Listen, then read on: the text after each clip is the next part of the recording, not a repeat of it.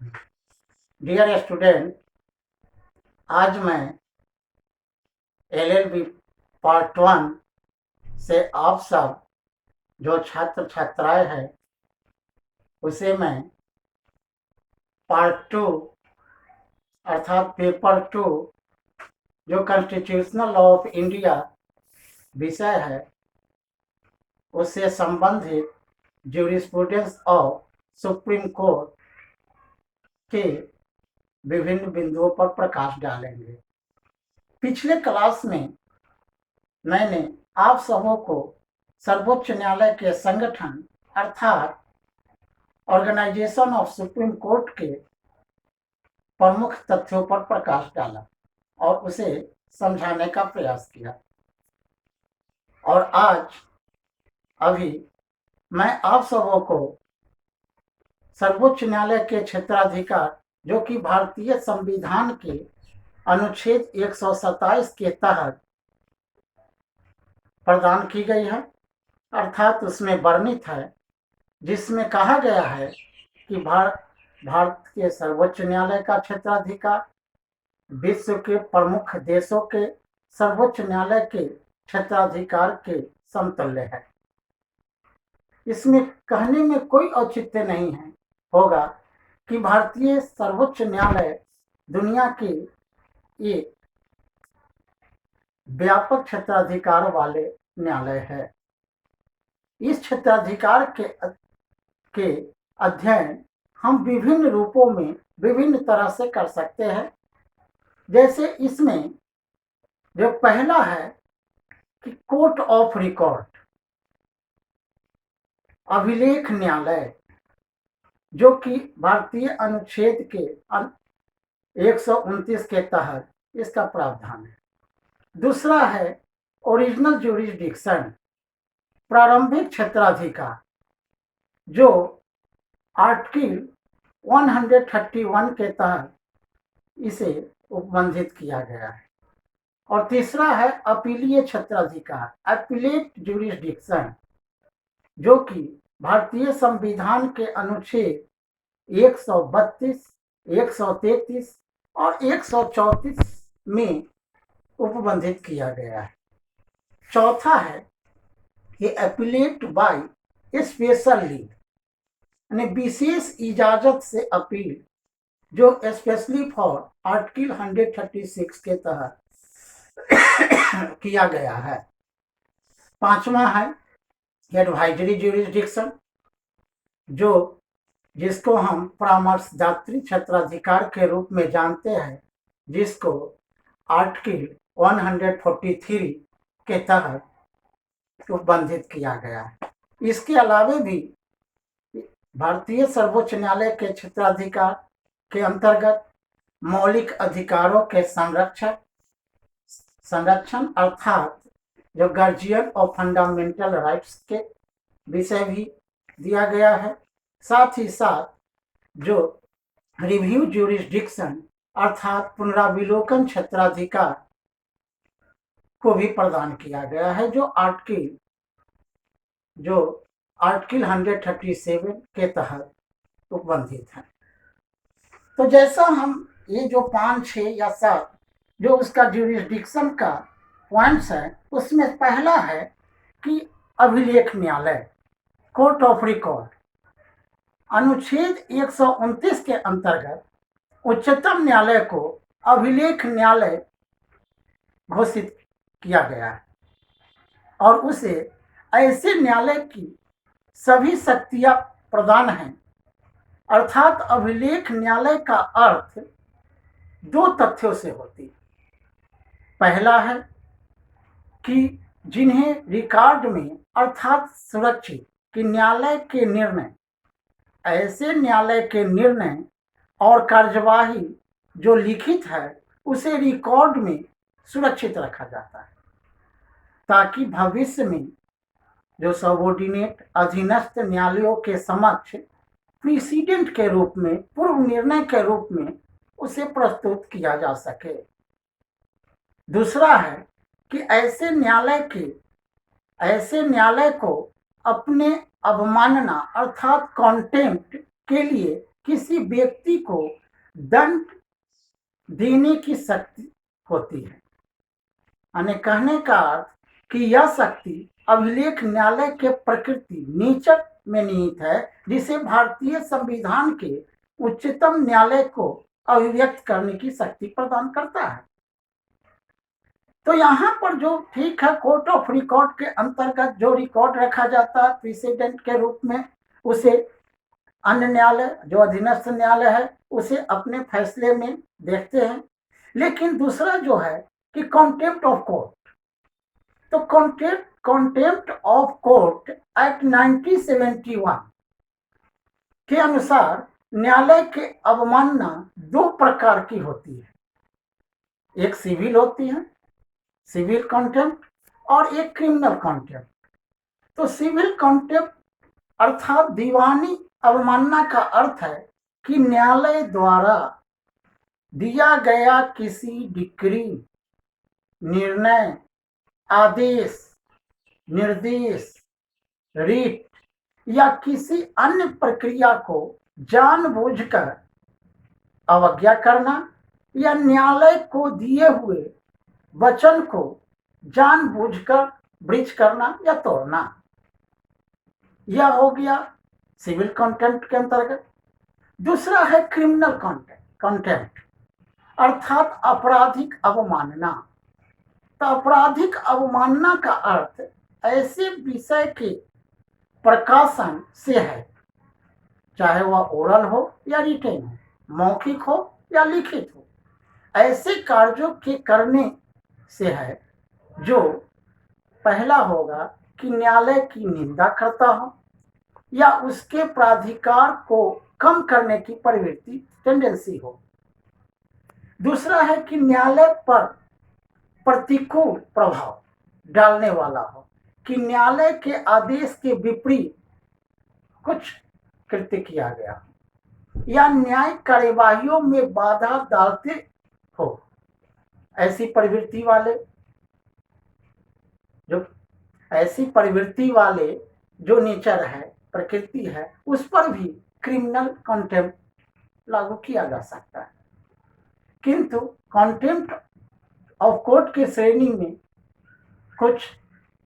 अपवाद भी है जिसको नहीं रखा जाता, जैसे सही प्रकाशन या उनका वितरण या न्याय कार्यों के उचित आलोचना करना या अधीनस्थ न्यायालयों के न्यायाधीशों के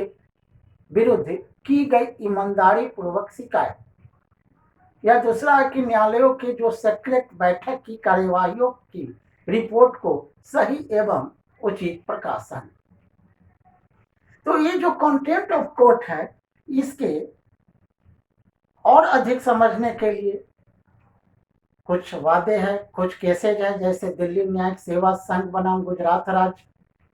के केस, या दूसरा है मणिपुर विधानसभा अध्यक्ष का मामला, या अयोध्या की मामला जिसमें मुख्यमंत्री कल्याण सिंह को एक दिन स्टेट यानी कैद रहने की आदेश दिया, कोर्ट के द्वारा आदेश दी गई थी, या इनरी विनय चंद्र मिश्र मामला, या सुप्रीम कोर्ट बार एसोसिएशन बनाम यूनियन ऑफ इंडिया की बात। ये सभी केसेस को आप सब यदि किताबों में उसे रेफरेंस के रूप में पढ़ सकते हैं और भी कॉन्टेम्प्ट ऑफ कोर्ट के को मुख्य बिंदुओं को समझ सकते हैं। दूसरा है ओरिजिनल ज्यूरिसडिक्शन के अनुच्छेद 131 के अंतर्गत उच्चतम न्यायालय को प्रारंभिक क्षेत्राधिकार प्राप्त, अर्थात प्रारंभिक क्षेत्राधिकार के अधीन उच्चतम न्यायालय को कुछ अधिकार ऐसा प्राप्त है, जैसा कि फर्स्ट में हम कह सकते हैं कि संघ तथा केंद्र तथा एक या एक से अधिक राज्यों के बीच विवाद। दूसरा कि संघ एवं एक राज्य एक तरफ से तथा दूसरे तरफ से दूसरी एक राज्य दूसरी तरफ से, अर्थात यह त्रिपक्षीय विवाद। और तीसरा है कि दो या दो से अधिक राज्यों के बीच जो विवाद हो, अर्थात original jurisdiction of supreme court के अंतर्गत तीन तरह के अधिकार सर्वोच्च न्यायालय को प्राप्त है। पहला है कि संघ तथा राज्य के बीच का विवाद या केंद्र तथा एक तरफ से एक राज्य, दूसरी तरफ से दूसरा राज्य, अर्थात संघ, एक राज्य और दूसरा राज्य, ये तीनों के बीच का विवाद। और तीसरा है दो या दो से अधिक राज्यों के बीच जो विवाद है। इन सभी प्रकार के विवाद प्रारंभिक तौर पर सीधा उच्चतम न्यायालय में प्रस्तुत किए जाएंगे और यह ओरिजिनल ज्यूरिसडिक्शन के अंतर्गत सर्वोच्च न्यायालय सरकार के विरुद्ध नागरिकों के द्वारा प्रस्तुत मुकदमे को स्वीकार नहीं करेगा। यह specially for government argument but not civil, यानी पब्लिक रिट को वह स्वीकार नहीं करेगा। यहाँ कहने का तात्पर्य है कि प्रारंभिक अधिकारिता के अंतर्गत उच्चतम न्यायालय उन्हीं विवादों को स्वीकार करेगा जिनमें कोई ऐसा तथ्य या विधि का प्रश्न अंतर्ग्रस्त हो, अर्थात जिस पर किसी विधिक अधिकार का अस्तित्व निर्भर करता हो। अब विधिक अधिकार का अर्थ, क्योंकि जहां विधि के प्रश्न का अंतर्ग्रस्त हो अर्थात विधिक अधिकार का अस्तित्व का विषय आता है, तो आपको ये जानना आवश्यक है कि यह लीगल राइट क्या है, विधिक अधिकार का अर्थ क्या है। तो विधिक अधिकार उस अधिकार से संबंधित है जो विधि द्वारा मान्य और न्यायालयों द्वारा परिवर्तनीय हो, किंतु यह आवश्यक नहीं है कि न्यायालय द्वारा ही इसे लागू किया जाए। जैसा कि आप जो जॉइंट प्रोविंस के बाद जो आज़ादी से पूर्व के बाद था उसको भी पढ़ सकते हैं। इसके अलावे जो इस तरह की विवाद जो ओरिजिनल ज्यूरिसडिक्शन को और अधिक समझना है तो आप कर्नाटक राज्य बनाम भारत संघ का केस या राजस्थान राज्य बनाम भारत संघ का केस या अनुच्छेद 272 और 280 के तहत जो प्रोविजन का मैटर है उसे भी पढ़कर समझ सकते हैं। फिर इसी के कंट्राडिक्ट में मध्य प्रदेश राज्य बनाम भारत संघ का केस जो 2012 में आया के मामले में उच्चतम न्यायालय ने अभी निर्णित किया कि केंद्रीय विधियों को विधि मान्यता उच्चतम न्यायालय में अनुच्छेद 32 के अधीन तथा उच्च न्यायालय में अनुच्छेद 226 के अधीन। तो इस तरह से हम कह सकते हैं कि अनुच्छेद 131 के अधीन जो अधिकार मिला हुआ है वह जो उच्च न्यायालय के अधिकार के अलावे अर्थात अनुज्ञात अधीन आक्षेपित करने का उपाय करना या उसे अनुज्ञात किया नहीं जा सकता। अर्थात केंद्रीय विधि की मान्यता को अनुच्छेद 31 के अधीन जो प्रावधानित उच्चतम न्यायालय की अनन्य अधिकारिता है उसे अनुज्ञात नहीं किया जा सकता, माने उस पर दूसरे कोर्ट सुनवाई नहीं कर सकता। फिर तीसरा है अपीलीय अधिकारिता, अपीलेट ज्यूरिसडिक्शन, जो अनुच्छेद 132 अर्थात 132 के अंतर्गत दिया गया है। इसमें उच्चतम न्यायालय को अपीलेट अधिकारिता, अपीलेट ज्यूरिसडिक्शन के अंतर्गत 4 प्रकार के मामले को देखना है। एक कॉन्स्टिट्यूशनल केसेज जिसको संवैधानिक मामले, दूसरा है दीवानी मामले सिविल केसेज, तीसरा है क्रिमिनल केसेज और चौथा है जिसको हम कह सकते हैं विशेष इजाजत से अपील, यानी अपील बाय स्पेशल। तो यहाँ जो कॉन्स्टिट्यूशनल अपीलेट से जो संवैधानिक मामले में अपील करने का है वो अनुच्छेद 132(1) में उपबंधित है कि भारत के किसी उच्च न्यायालय के निर्णय, डिक्री या अंतिम आदेश के विरुद्ध अपील उच्चतम न्यायालय में की जा सकती है। इसी के अंतर्गत जो आर्टिकल 134 जो 44वें संशोधन में जोड़ा गया है के अधीन यह प्रमाणित किया गया है या कर दे कि उस मामले में संविधान से संबंधित कोई सारवान तथ्यात्मक विधि प्रश्न अंतर्ग्रस्त हो। और इसका प्रमाण पत्र अधीनस्थ न्यायालय दे देता हो तो मामले का पक्षकार उच्चतम न्यायालय में अपील कर सकता है। अब यहां आ गया सारवान विधि प्रश्न। सारवान प्रश्न, तो सारवान विधि प्रश्न का अर्थ ऐसे मामले से है जहां विभिन्न उच्चतम न्यायालयों के बीच किसी विधि प्रश्न पर कंट्राडिक्ट हो, मतभेद हो। अर्थात कोई उच्च न्यायालय कुछ फैसला दे दिया हो, कुछ उच्च न्यायालय दूसरा फैसला दे दिया हो। तो इस पर कृष्णा स्वामी बनाम जो गवर्नर और गवर्नर जनरल जो कि आज़ादी से पूर्व का 1945 का मामला था, उस पर स्पष्ट किया गया कि उच्चतम न्यायालय इस तरह के विवादों को वह सुनने का अधिकारता रखता है। इसके और भी संवैधानिक मामले को अधिक डीपली समझने के लिए कुछ विवाद है, कुछ मामले है, वाद है, जैसे इलेक्शन कमीशन बनाम वेंकट राव का केस, या दूसरा हम कह सकते हैं कि कलावती बनाम दुर्गा प्रसाद का केस। इन सभी केसों को यदि उसका एक्सप्लेनेशन या निर्णय आप फैसला आप सब किताबों में देखेंगे तो कॉन्स्टिट्यूशनल रिलेटेड जो अपीलेट जुरिस्डिक्शन है उसे समझ सकते हैं। फिर है सिविल राइट से रिलेटेड कि दीवानी मामलों में अपील करने का अधिकार। तो यह आर्टिकल 133 यह उपबंधित करता है कि उच्च न्यायालय की सिविल कार्यवाही में दिए गए निर्णय अर्थात हाई कोर्ट के जो प्रोसीडिंग के द्वारा जो निर्णय दिया गया है, चाहे वह डिक्री हो या उसका निर्देश आदेश हो, उसके विरुद्ध उच्चतम न्यायालय में अपील की जा सकती है। वह अपील तभी की जा सकेगी जब उच्च न्यायालय हाई कोर्ट आर्टिकल 139A के अधीन इस बात का प्रमाण पत्र दे दे कि उस मामले में कोई विधि का सार्वजनिक महत्व का कोई सारवान प्रश्न अंतर्गत है और दूसरा उच्च न्यायालय की राय में उस प्रश्न का उच्चतम न्यायालय द्वारा विनिश्चय आवश्यक है। तो यहाँ दीवानी मामलों से रिलेटेड भी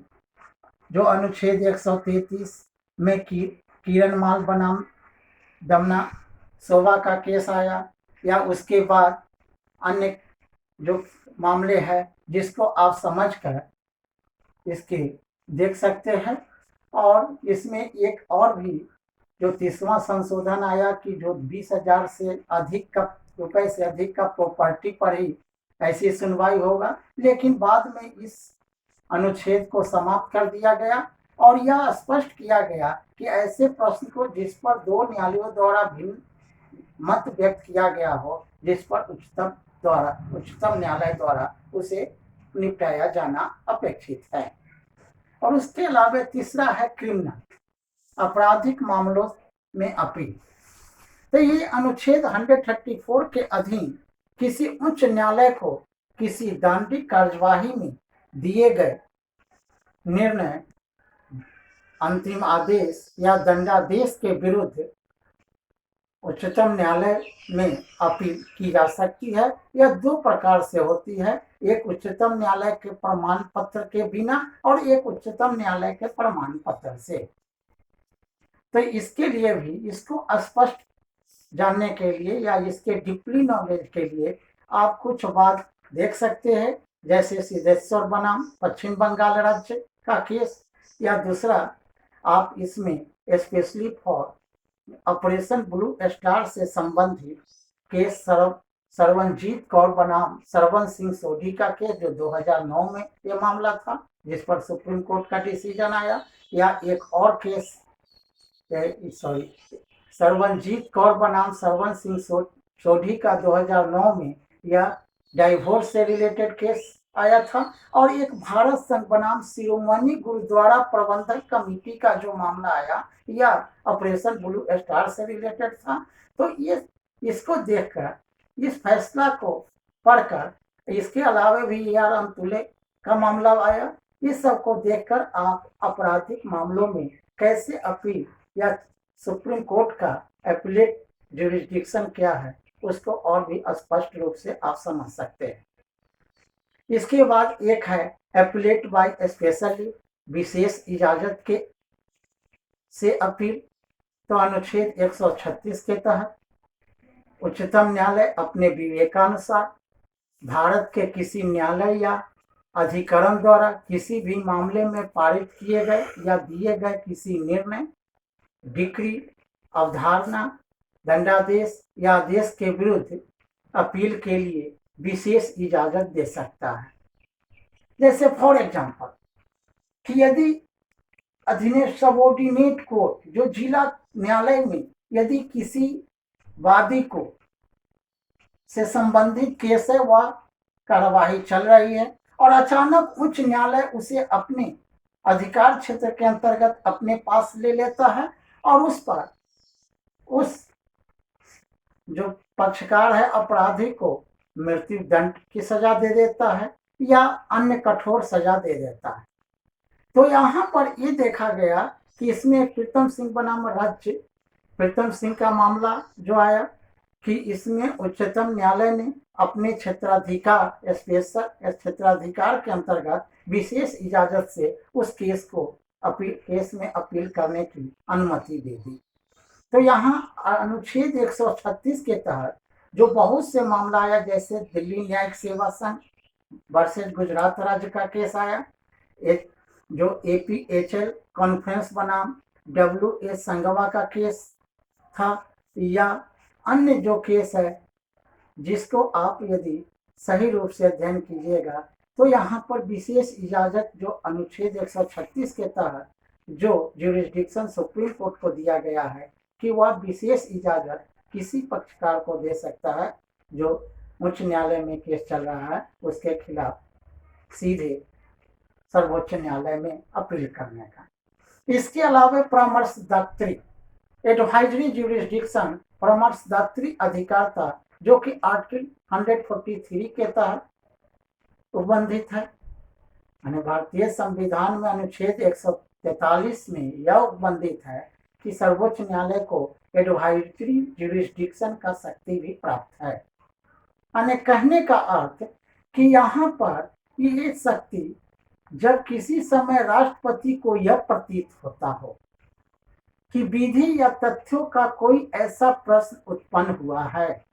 या उसके उत्पन्न होने की संभावना है, दूसरा ऐसी प्रकृति का और ऐसे सार्वजनिक महत्व का प्रश्न जिस पर उच्चतम न्यायालय की परामर्श की राय लेना आवश्यक है, तो वह वैसे प्रश्न को सर्वोच्च न्यायालय में विचारार्थ भेज सकता है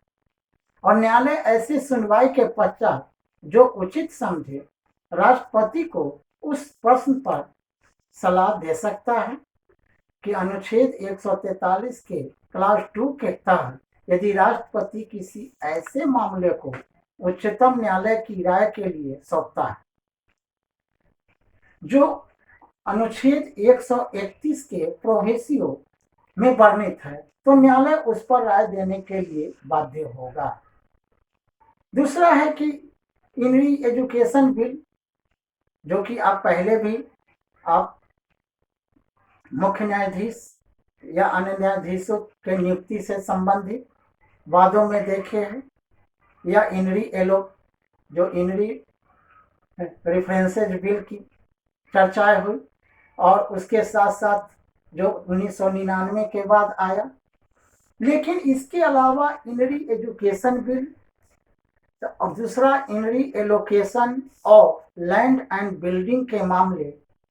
इत्यादि पर भी जो सुप्रीम कोर्ट के सलाह मांगने का जो बाद आया उसके फैसला को भी आप अगर सही रूप से अध्ययन कीजिएगा तो इसको विशेष इजाजत या परामर्शदात्री अधिकारता एडवाइजरी ज्यूरिसडिक्शन का में सर्वोच्च न्यायालय किस तरह के अधिकारता का प्रयोग करता है या किस तरह से वह सलाह देने के लिए बाध्य है अथवा नहीं है, उसको स्पष्ट रूप से आप समझ सकते हैं। बस